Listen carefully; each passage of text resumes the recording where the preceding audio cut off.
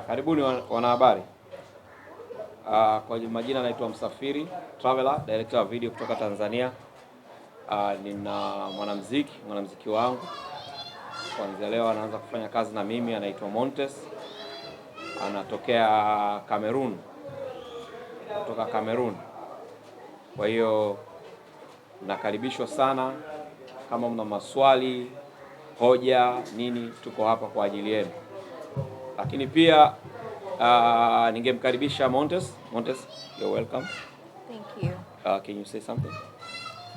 Yes, I want to say hello to the Tanzanian people. I believe in Tanzania we say Mambo Vipi Tanzania. Naitwa Montes, and I'm happy to be in your midst and in your country. It's a beautiful place and I'm grateful. Karibu sana. Yeah, this is Montes, and kuna Mrisho. Mrisho ni moja kati ya managers ambao wako kwenye timu yangu. Hapo pia tuko na Sad na Montes pia anaweza introduce him. Introduce yourself. Introduce yourself. My name is Young K. I'm a Cameroonian music promoter, part of the Queen's Legacy, member of the team, so yeah, I'm glad to be here. Yeah. Aim ya kuwaita waandishi wa habari kwanza ni kufahamu nina msanii mpya ambaye anatoka Cameroon. So sasa hivi tunafanya international zaidi, lakini pia na nimefanya naye kazi mbili, ambazo kazi mbili hizo tayari moja inaanza kutoka, lakini pia katika hizo kazi zote tumeshuti Tanzania. So for this project coming, Montes ameshoot Tanzania, lakini pia ni mtu ambaye tunaanza naye moja kwa moja katika levels baba. Tumeunganisha nguvu na kampuni nyingine inaitwa Queen Legacy ya Cameroon, ambao tutakuwa nafanya kazi moja kwa moja na wao. Yeah. Lots of people talk about Tanzania, and I really wanted to see this beautiful country.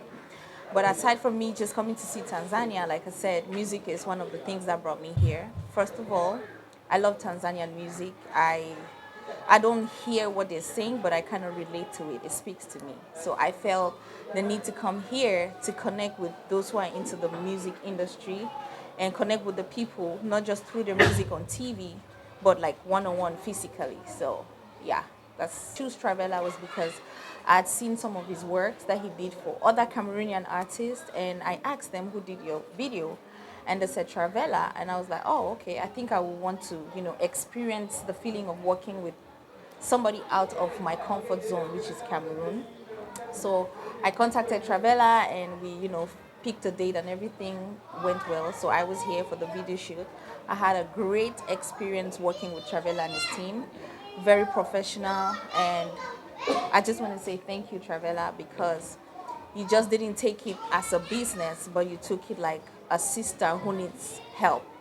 And so to me, I wouldn't say I came to shoot a video. I think I came to seek for help.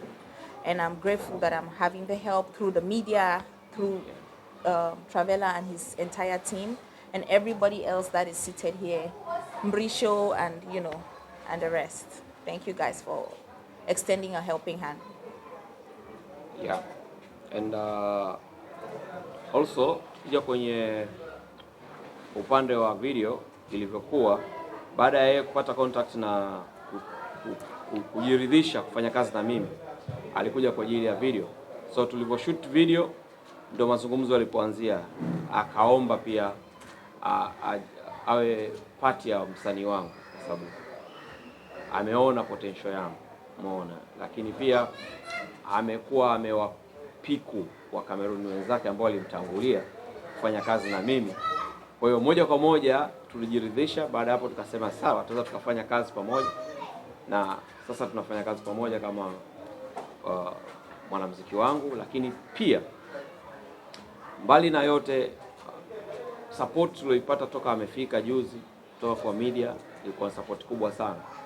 Lakini mapokeo ya wimbo wake, kwa sababu yeye uzuri ni kwamba ni mwimbaji ambaye amekamilika na kila kitu, umeona, na watu waliohudhuria pia kwenye event yake waliona. Kwa hiyo ni msanii ambaye ana kila kitu, yani tayari kashakamilika, tayari ni bidhaa iliyokamilika. Kwa hata nikifanya naye kazi sina haja ya kuanza kurekebisha vitu vingi kutoka kwake. So yeye na watu ambao anawafuatilia ambao ni wanamuziki wa Tanzania wengi. Can you mention the names which are the artists that you've been followed? Oh yeah, I do follow a lot of Tanzanian artists because I love their music. For some of the female artists that I follow, I do follow NANDY. I love her style. I love the way she sings. I've literally watched NANDY come to where she is. Like, I've been listening to her for a long time. I do also follow PHINA. I love her song. By the way, bye bye, bye bye. I love that song. I do follow Barnabas, who is an amazing artist. I've had the opportunity to meet him one-on-one, and meeting him for the first time was amazing because he was just free. Like, okay, let's hook up and do something, and that was amazing. I do listen to Diamond, of course, everybody does.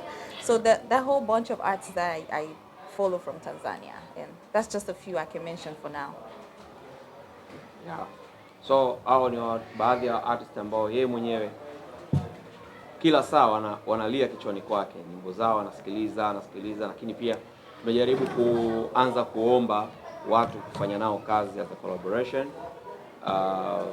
In a future itakuwa ni kitu kikubwa sana kama tutaweza collaborate Tanzania na Cameroon, lakini pia tukaenda mbali zaidi na kuinvest zaidi kwenye soko la muziki. So yeye pia ako na proposal yake, alisema mbele inaweza kuwa poa zaidi kama tukifanya vitu vikubwa zaidi. Na wenzetu wanachukulia muziki serious sana, tofauti na sisi tunavyochukulia. Sisi tunaona ni kama sehemu tu ya starehe, ya burudani, lakini wenzetu pia wanaichukulia ni kama rasmi kwao, ni ajira, uwekezaji, burudani, elimu, kila kitu. So inapokuja issue kama ya muziki kwao inakuwa iko serious sana na wanauza kuinvest. Kwa mfano, yeye amesafiri yeye amesafiri kutoka Marekani na wengine wametoka Cameroon moja kwa moja kwa ajili tu ya kuja kuachia wimbo wake Tanzania. So unaangalia namna gani kwamba gharama hizo za yeye kusafiri kuja kwa ajili ya kufanya jambo hilo tu peke yake, yuko serious kwa kiasi gani. Na moja ya vitu ambavyo tulikuwa tumempima pia ni mojawapo pia ni hiyo kwamba unaweza ukaja, yani uko tayari. So ule utayari wake umetufanya na sisi tuwe tayari pia kufanya naye kazi. Yeah. Okay, yeye alipewa contact na mtu ambaye nishafanya naye, watu wawili kutoka Cameroon. Kwa hiyo alipokuja tukafanya naye video kama director tunamhudumia, ila mimi mara nyingi ninapohudumia wasanii huwa naenda extra. So namhudumia kama kumshutia video, lakini namhost. So wakati nimewahost, piga story huku na huku, nakutana na watu, marafiki zangu, watu wadau, akawa amependa kwamba hiyo connection ninayo, spirit ya kufanya kazi ninayo, kwa tunaweza tukafanya kazi pamoja. Yeah.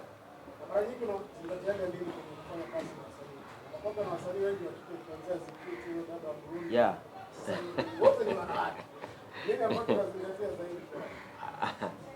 Ni msukumo tu ambao niko nao na challenge wanazopitia, pia unajaribu kuwaokoa katika hizo challenge, kwa sababu game kwa mtoto wa kike ni ngumu sana. So sometimes inabidi atokee mtu ambaye anaweza kawa ni life saver, saidia kuokoa, umenielewa? Otherwise mtaona kama Vanessa amequit game, na ukimuuliza sababu atakwambia ni ugumu wa game. So inatokea hivyo, it's happen. Labda naweza kumuuliza yeye pia, what is the hardest things about music industry for women, ladies? I personally think the hardest thing being in the music industry for women is women not having the same opportunity as the men. And by that I mean, sometimes people generally tend to sexualize women a lot, especially if you need help on something. And say I can approach a media person and say, hey, I want to promote my song on your TV or your radio. Sometimes they tend to ask for favors that are not supposed to be asked. They either want to sleep with you in exchange for your song to be aired on TV, but it doesn't happen for the men. So it puts the women in a very compromising situation where they will either have to make the choice of giving in, or just struggle and hope that someday maybe if their song goes bigger, the media will eventually pick it up. And that's a very difficult situation to put anybody in, because you're forcing people to do things that they don't want to do it. And maybe because they are thirsty or because they are in need of it, they are forced to compromise. And female artists do that. I don't know a specific person, but I've heard stories that it does happen. I have experienced it myself, so I believe that other people experience the same thing. People have asked me for things that they shouldn't ask for, just because they want to maybe blog about my song, or they want my song to play on radio and TV. And because I don't want to give in, sometimes I tend to have roadblocks. So if I don't give in to what you want, you're going to probably, cancel me. That's the word they use. Yeah. They'll cancel me not to play in a particular TV station. And that pushes me back in terms of visibility. So, but for the men, it's easy. It's man-to-man talk, and, you're there. You're playing on every TV station. They don't have to sleep with anybody or do anything. But women, it's really difficult. So, yeah. Yeah.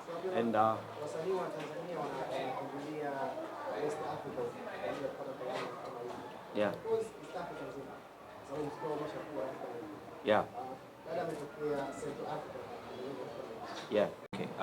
You ask why you choose Tanzania, not to Central Africa or Western Africa. Why you choose Tanzania? Because of, for us, we believe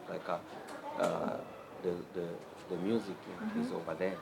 So why you choose Tanzania? Personally, I'm somebody that I don't love to be limited by my geographic location.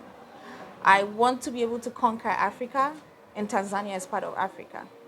I have won Afrima before in Central Africa. That only means they know my song, at least to a certain degree, in Central Africa. So it was time for me to, you want to expand, you want to touch different people, different parts of the world, especially countries where you believe they speak a different language from you. You want to see if they can be able to, relate to your song, even if they don't hear the words. Because to me, music is spiritual. I want to connect to you whether I'm hearing your song, I'm hearing your words or not. And when I listen to Tanzanian music, I feel that connection. I don't hear what they say, but I can relate. I can sing some words. So myself and my team, we sat and we had a meeting like, okay, how can we go beyond our confines of Cameroon and Central Africa? And we decided that Tanzania would be the first place we'll touch in East Africa. And because Tanzania is, one, a beautiful country, two, we believe when it comes to East Africa, Tanzania is like the main hub. You know what I mean? So sometimes it's like if you want to attack a country, you touch the president, you're definitely touching everybody in that country, indirectly, one way or the other. So why not come to East Africa and start with Tanzania? And it's beautiful people, they're welcoming. So, and yeah, that's how we found ourselves in Tanzania. Yeah. The same na hapo kwenye upande wa pia mimi nimefanya kazi na mataifa mengi. The way tunavyofanya kazi na Cameroon ni kama tunafanya kazi na Watanzania. Yaani wana tabia zinazofanana na sisi. Tofauti na Nigeria, Ghana, South Africa na mataifa mengine. Kwa hiyo ndo maana ni rahisi sana ku-match nao. Yeah. The other thing they should know about your plan, the future plan. Why Tanzania? And after this, you have any future plan? Yes, I do have future plans in Tanzania. Again, like I said, one of the reasons why I'm here is to promote my music. I do have a new song that is out on all streaming platforms. It's called Pina Colada by Montez. So we did the video premiere 2 days ago at The Voice. Yeah. And the video is going to be available on YouTube on the 11th. So I'm calling on my Tanzanian people for their support and love, which I believe you guys will give it to me. Apart from that project, I do have future plans to come back to Tanzania, and I'm hoping that by the end of the year 2026, I want to be able to have my first concert in East Africa. And I'm hoping to sell the biggest arena in Tanzania. That is I mean, some other artists think it's a barrier for you to leave Central Africa and West Africa and come sell a stadium in East Africa. I want to be the first to break that barrier, to let everybody know it is possible. And I know with the support of the Tanzanian people, 2026, we're going to be here for a bigger and a better concert. So you guys, watch out for me in 2026.